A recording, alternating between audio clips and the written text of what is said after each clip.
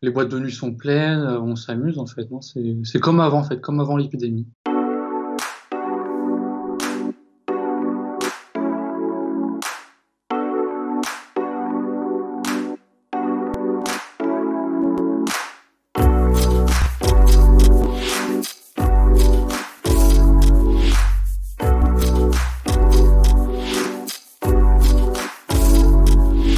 La rentrée scolaire a commencé, donc tous les étudiants sont revenus, les boîtes de nuit sont pleines, on s'amuse en fait. Non, c'est comme avant en fait, comme avant l'épidémie. Bah, en boîte de nuit, on va dire que on va comparer ça à la France. C'est comme la France avant en fait. C'est tout le monde est collé l'un à l'autre, tout le monde danse, tout le monde parle.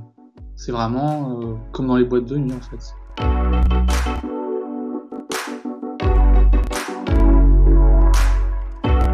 Tous les lundis, l'université nous demande de signer, de signer un papier comme quoi on n'a pas quitté la ville pour contrôler qu'on quitte pas la ville.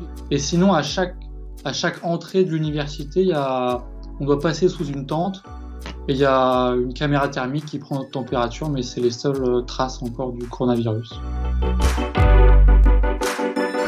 Dans les transports en commun, c'est obligatoire, mais dans la rue, de moins en moins de personnes portent le masque.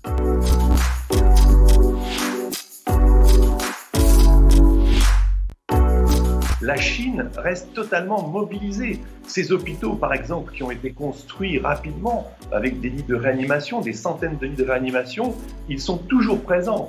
La Chine reste hyper vigilante. Ses frontières sont fermées. Les étrangers qui rentrent sur le territoire national doivent subir une quarantaine extrêmement stricte. On arrive dans la saison hivernale où il y a bien... il y aura certainement d'autres affections, et la Chine reste très vigilante vis-à-vis de la réintroduction du virus depuis l'étranger, alors que la pression est énorme puisqu'on voit la pandémie augmenter en dehors de la Chine.